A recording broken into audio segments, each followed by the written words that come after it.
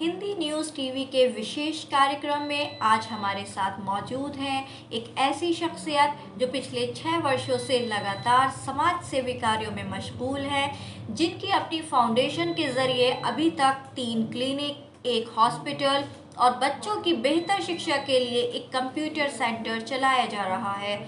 आपका और वक्त ना लेते हुए उनके नाम से रूबरू कराते हैं जिला हापुड़ के समाजवादी पार्टी के वरिष्ठ नेता और ह्यूमन डेवलपमेंट फाउंडेशन के नेशनल फाउंडर मोहम्मद इमरान से। हिंदी न्यूज़ टीवी के विशेष कार्यक्रम में आज आप सभी का स्वागत है। आज हमारे साथ मौजूद हैं जनपद हापुड़ की शान मोहम्मद इमरान। मोहम्मद इमरान समाजवादी पार्टी के वरिष्ठ नेता और ह्यूमन डेवलपमेंट फाउंडेशन के राष्ट्रीय अध्यक्ष हैं। मोहम्मद इमरान लगातार 6 वर्षों से समाज सेवी कार्यों में जुड़े हुए हैं, जिन्होंने जनपद हापुड़ में 3 क्लिनिक, एक हॉस्पिटल और एक बच्चों को बेहतरीन शिक्षा के लिए कंप्यूटर सेंटर अपनी संस्था द्वारा चलाया जा रहा है। आइए जानते हैं भाई इमरान से। देखिए, जैसा कि आप लोगों ने मेरी इमेज को बनाया, उसके लिए मैं हिंदी न्यूज़ का भी बहुत बहुत धन्यवाद करता हूं। और ये हमने शुरुआत की थी 2010 से, तो धीरे धीरे हमने जो लोगों के लिए बेहतर काम थे वो करने शुरू किए। और फिर हमने 2016 में ह्यूमन डेवलपमेंट फाउंडेशन की रजिस्ट्रेशन के बाद में जो कार्यक्रम हम लोगों ने शुरू किया है, उसका मकसद सीधा हमारे यहाँ के लोगों को हापुड़ के और उत्तर प्रदेश और भारत में जहाँ तक हमारे कोशिश हो सकती है, बेहतर शिक्षा, बेहतर स्वास्थ्य, महिलाओं को सम्मान और समाज में जागरूकता और आपसी भाईचारा, ये हमारा मुख्य एजेंडा है। इसी पे हम लगातार काम कर रहे हैं। जैसे कि आपने भी बताया भी था, हमने 3 डिस्पेंसरी, एक हॉस्पिटल और एक कंप्यूटर सेंटर और एक मदरसे को भी गोद लिया हुआ। मदरसे को हमने गोद लिया हुआ, ये हम अपनी संस्था द्वारा लगातार चला रहे हैं, जो हॉस्पिटल और डिस्पेंसरी है। इनसे हज़ारों लोगों को अच्छे स्वास्थ्य सेवाओं की फ्री में प्राप्ति होती है। जो स्वास्थ्य में जिन लोगों को दिक्कतें आती हैं वो उससे लाभ उठाते हैं। और कंप्यूटर सेंटर में लगभग हमारे यहाँ 100 से 150 बच्चे कंप्यूटर सेंटर में लाभ उठाते हैं। और हमने एक कार्यक्रम चलाया था विधवा महिला पेंशन योजना।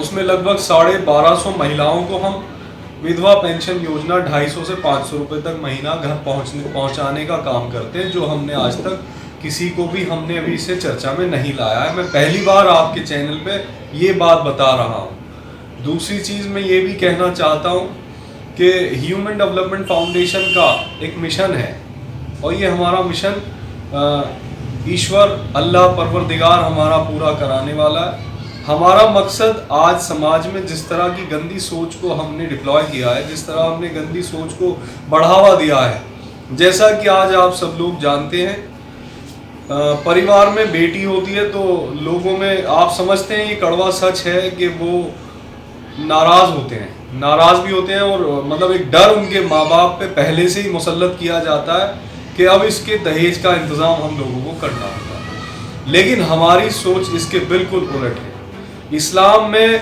बेटियों को सम्मान दिया गया है, उनका हक देने की बात कही गई है। बेटी का तीसरा हिस्सा माँ बाप की मिल्कियत से उसका हक होता है। दहेज जैसी प्रथा को ख़त्म करना हमारा मुख्य एजेंडा है, और बेटियों का हक दिलाना ये भी हमारी प्राथमिकता में शामिल है। तो जैसा कि आप लोग देखते हैं, शादियों पे आज करोड़ों करोड़ों रुपए हम लोग खर्च करते हैं और बेटियों का हक अदा नहीं करते। कहीं तो करोड़ों करोड़ों रुपए देकर के दहेज जैसी चीज़ें हम बढ़ावा देते हैं, और कहीं जहां गरीब माँ बाप जिनके पास में कुछ भी नहीं है, वहाँ बेटियाँ इस दहेज के लोभी समाज में वो कुंवारी बैठी रहती हैं। तो ये एक हमारी गंदी सोच का ये नतीजा है कि गरीब के लिए अलग समाज और अमीरों के लिए अलग समाज। हमने ऐसी सोच का निर्माण करना है जो इस्लाम देता है हमें शुरू से, और सब समाज के लिए जो मुसल्लित होनी चाहिए, जो सब समाज में भाईचारा, प्यार, इक़्तिदार और मोहब्बत के साथ में, उसको हमें आगे बढ़ाना है कि बेटियों को और बेटों को बराबर का अधिकार मिले, और दहेज जैसी चीज़ों से हम लोग दूर रहें, और बेटियों को अच्छी शिक्षा दें, उनका हक दें, ताकि कोई माँ बाप अपनी बच्ची को पैदा होने के बाद में बोझ ना समझे, उसको प्यार और मोहब्बत के साथ पाले और अच्छी शिक्षा दे। इस सोच को हमें आगे बढ़ाना है। सर, आपके राजनीतिक करियर के बारे में बात करेंगे। आपने समाजवादी पार्टी क्यों चुनी? देखिए, समाजवादी पार्टी जो है सब समाज के लिए काम करती है और समाजवादी पार्टी शुरू से लेके आज तक 92 से लेके जब से समाजवादी पार्टी बनी है, उसके राष्ट्रीय अध्यक्ष माननीय मुलायम सिंह यादव, धरती पुत्र मुलायम सिंह यादव, जिन्होंने हमेशा किसानों और नौजवानों के लिए काम किया है और भारत की ऊंचाई और सच्चाई के लिए हमेशा वो तत्पर खड़े रहे। जब वो रक्षा मंत्री थे, उन्होंने चाइना को पीछे हटा दिया था और उन्होंने हर क्षेत्र में बेहतरीन काम किया है। और वो सुबह 4 बजे उठते हैं और उनमें काम करने की बहुत ज़्यादा क्षमता थी। और अब जब उनके पुत्र श्री अखिलेश यादव, युवा दिलों की धड़कन और उत्तर प्रदेश के पूर्व मुख्यमंत्री, उन्होंने समाजवादी पार्टी बागडोर थामी, तो तब हमें ये दिखाई दिया कि अब युवाओं को एक साथ आकर के राजनीति में जो गंदगी है उसको साफ करने का समय आ गया है। और तब से ही मैं लगातार समाजवादी पार्टी में हूँ और मैं आपको विश्वास दिलाता हूँ, जब तक जीऊँगा समाजवादी पार्टी का ही रहूँगा और समाजवादी पार्टी का रहते हुए ही अपने जीवन को अलविदा भी कहूँगा। ये ऐसा मेरा विश्वास है, क्योंकि समाजवादी पार्टी की नीतियाँ और उनकी कही बातें, उसमें कोई डिफरेंस नहीं है, उसमें कोई चेंज नहीं है। वो जो कहते हैं वो करते हैं। इसलिए मैंने समाजवादी पार्टी को चुना, क्योंकि एक युवा जो हमारे राष्ट्रीय अध्यक्ष हैं श्री अखिलेश यादव, वो खुद युवा हैं और हम खुद युवा हैं और भारत में आज 85% युवा है। तो मैं ये समझता हूँ, मेरी सोच ये है कि अगर हमारे राष्ट्रीय अध्यक्ष श्री अखिलेश यादव जी जैसे लोगों के हाथ में ये देश होता तो आज भारत की दशा बदली हुई होती और ये शिक्षित और बढ़ता चढ़ता देश होता और अमेरिका आज इसके पीछे खड़ा हुआ था, ना कि हम इसके अमेरिका के पीछे। क्योंकि दुनिया में 100 साल में ऐसा समय आता है जब एक देश में इतने युवा हों। भारत 125 करोड़ का देश और वहाँ पर 85% युवा। अगर हम उनको शिक्षा की तरफ लेकर के जाते, रोजगार की तरफ लेकर के जाते, तो मैं समझता हूँ अगर हम उनको उनके अधिकारों के बारे में बताते तो हिंदुस्तान, भारत, इंडिया आज लीडरशिप कर रहा होता दुनिया की, ना कि आज ये आपसी भाईचारे को तोड़ने का काम कर रहा होता, हिंदू मुसलमान को बांटने का काम कर रहा होता। आप समझ सकते हैं मेरा इशारा किधर है, क्योंकि समाज को बांटने का जो लोग काम कर रहे हैं वो किसी और का नुकसान नहीं कर रहे, वो भारत की जो बुनियाद है उसको खोदने और किरोदने का काम कर रहे हैं, उसको खोखला करने का काम कर रहे हैं, जो चाइना और पाकिस्तान नहीं कर पाया। कुछ लोगों ने ये कसम खा ली है कि हिंदू और मुसलमान, सिख और ईसाई, इन लोगों को आपस में बैठने नहीं देना है। तो मैं आज आप सभी से अपील करता हूँ, इंडिया ये हिंदी न्यूज़ के व्यूवर्स से, ये देखने वालों से मैं ये अपील करता हूँ कि हर एक शख्स की ये जिम्मेदारी है कि भारत के युवाओं, भारत के किसानों, नौजवानों, महिलाओं और बच्चों के हक के लिए हर एक को आगे आना होगा और हिंदुस्तान और भारत और उत्तर प्रदेश और फिर मैं खास करके कहूँगा हापुड़ के नौजवानों और तमाम हमारी जो आबादी है उसके लिए काम करने की ज़रूरत है। हम सबको एक साथ आने की ज़रूरत है और एकता हमेशा ताकत की मिसाल रही है। आपको किसने समझा दिया कि तोड़ करके राज करोगे और वो ज़्यादा लंबा चल सकता है? देखिए, आप देखा होगा, आपने पढ़ा भी होगा, अंग्रेज़ों की जो नीति थी वो यही थी कि डिवाइड एंड रूल, तोड़ो और राज करो। आज सत्ताधारी पार्टियां वही काम कर रही हैं कि तोड़ो और राज करो, हिंदू और मुसलमानों को तोड़ो, जाट और दलित समाज के लोगों को तोड़ो, गुर्जर और त्यागियों में भेदभाव पैदा करो और राज करो। तो मैं ऐसी गंदी और घटिया सोच की राजनीति करने वालों को सीधे तौर पे सीधा सीधा कहना चाहता हूं कि भारत एक संपन्न और किसान प्रधान देश है। इसमें आप ये गंदी सोच को मत डालिए। इसकी मिसाल रही है जब हिंदू मुसलमानों ने एक साथ खाना खाया तो अंग्रेज़ों ने तभी कह दिया था कि हम लोग अब यहाँ राज नहीं कर पाएंगे। मैं आज फिर हिंदू और मुसलमानों, सिख और ईसाइयों से अपील करता हूँ कि आओ, अपने मुस्तकबिल के लिए एक साथ आओ, एक साथ आगे बढ़ते हैं और एक नए समाज और नए हिंदुस्तान की नींव रखते हैं, जहाँ पर शिक्षा, सुरक्षा, महिलाओं का सम्मान और रोज़गार और ये जो हमारी नीति और रीति उसमें नया एक बदलाव, जहाँ से हमारे डॉक्टर्स निकले, IAS IPS निकले, इंजीनियर्स निकले, साइंटिस्ट निकले, ऐसा हिंदुस्तान बनाए। सड़कें अच्छी हों, हमारे लिए महिलाओं के लिए सुरक्षा अच्छी हो, बच्चों के लिए शिक्षा अच्छी हो, बीमारों के लिए अच्छे अस्पताल हों, ऐसा हिंदुस्तान बनाए। ऐसे मुद्दों पे राजनीति करें कि कौन शिक्षा बेहतर दे सकता है। देखिए, जब हमारी पार्टी समाजवादी पार्टी सत्ता में थी तो वादा किया था राष्ट्रपति जी ने कि हम बच्चों को लैपटॉप बांटेंगे, और लैपटॉप बांटने का काम किया। जो वादा चुनाव से पहले किया गया था उसको सत्ता में आने के बाद निभाया गया। तो ऐसी राजनीति करके दिखाइए।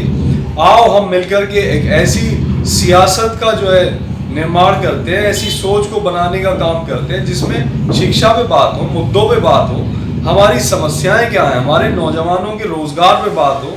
लेकिन आज राजनीति किन मुद्दों पे हो रही है आप लोग देख ही रहे हैं। और कुछ मैं ये कह सकता हूँ कि ये जो चौथा स्तंभ है हमारा मीडिया का, इसकी जिम्मेदारी को इन लोगों को समझना होगा। आप सभी को अपनी जिम्मेदारी, हर शख्स को जहाँ वो खड़ा हुआ है, जहाँ पर वो काम कर रहा है, वो हर शख्स, वो सरकारी या गैर सरकारी या अपने घर में भी बैठा हुआ है, उनको अपनी जिम्मेदारी को समझना होगा और बड़े जिम्मेदारी के साथ भारत अपने नागरिक होने का एहसास दिल में पैदा करना होगा। तब जाके इस मिट्टी की मोहब्बत हमारे दिल में होगी और तब जाके हम अपने देश के लिए कुछ कर सकते हैं। आज कहने सुनने के लिए तो बड़ी सारी बातें, सब देशभक्त बन जाते हैं, लेकिन मैं ये कह सकता हूँ देशभक्ति बताई नहीं जाती, वो दिखाई जाती है। आज जैसा कि आप देख रहे हैं, किसान सड़कों पर पड़ा हुआ बेबस है, लाचार है, ना उनकी कोई सुनने वाला है ना पूछने वाला है। क्या वो हमारे देश के नागरिक नहीं है? क्या वो जिम्मेदार नागरिक नहीं है? क्या वो देश को बढ़ाने और चढ़ाने का काम नहीं करते? क्या उनके बच्चे पुलिस और फौज में नहीं है? क्या वो लोग खेती को जमीन का सीना चीर करके हम सब लोगों के लिए अनाज और चावल और दाल और दुनिया भर का काम नहीं करते? लेकिन आप देखिए कैसी क्रूर सोच है आज जमाने में, किन लोगों के हाथ में हमने देश को दे दिया है, जो आज ये बताने से भी डर रहे हैं कि किसान सड़क पे है या नहीं है। उन्होंने एक डाइवर्जन पैदा कर दिया है। बात होनी चाहिए हिंदुस्तान के मुद्दों की, लेकिन आज पत्रकार साथी, हमारे मीडिया के जो जिम्मेदार लोग हैं, जो मीडिया हाउसेस के मालिक हैं, उन लोगों ने एक अलग ही ट्रेंड अपनाया हुआ है। वो बात करते हैं अमेरिका की। अमेरिका से मुझे क्या मतलब है? मेरे मुद्दे हैं मेरे हापुड़ के, हमारे उत्तर प्रदेश के, भारत के। हमारे भारत में क्या चल रहा है ये मैं जानना चाहता हूँ। उत्तर प्रदेश में क्या चल रहा है ये मुझे बताओ आप। इंडिया में या हापुड़ में क्या चल रहा है ये बताइए। मुझे पाकिस्तान के बारे में क्यों बता रहे हैं कि पाकिस्तान में तेल 80 रुपए हो गया है? अरे पाकिस्तान में तेल 80 रुपए हो गया तो उससे मेरा क्या लेना देना है? मुझे तो भारत में 40 रुपए चाहिए डीजल, पेट्रोल आप 50 रुपए दे दीजिए। जब दुनिया में कच्चा तेल दुनिया के सबसे कम स्तर पे हो, तब मुझे यहाँ पर डीजल 77 रुपए और पेट्रोल 81 रुपए मिल रहा है। महंगाई का तो ये आलम है। गैस जब मुझे 350 रुपए का मिलना चाहिए था, जब इससे पहले पूरी दुनिया मंदी से जूझ रही थी, तब मैं 365 या 350 रुपए का गैस सिलेंडर खरीदता था। लेकिन आज जब मैं सक्षम हूँ सारी चीजें, तो मुझे 700 रुपए का गैस क्यों मिल रहा है? जब मंदी का ये आलम है, आप महंगा क्यों कर रहे हैं?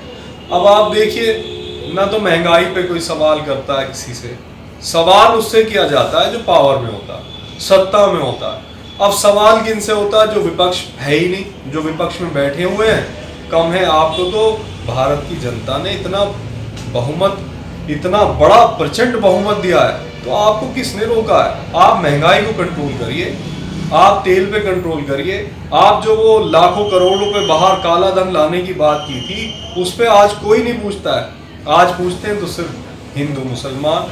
अगर ज्यादा बात होती है तो पाकिस्तान, हम पाकिस्तान क्यों जाए? हमारे मुद्दे क्या कम है? यहाँ की बात करिए ना। तो मैं इतना ही कहना चाहता हूँ भारत के युवा और नौजवानों से और किसानों से कि आज हर कदम हमें आगे बढ़ने की जरूरत है।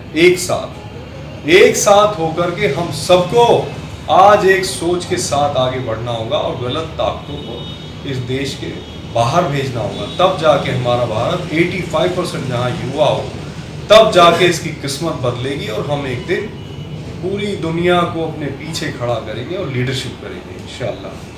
बहुत बहुत शुक्रिया। आप थे मोहम्मद इमरान, जनपद हापुड़ से।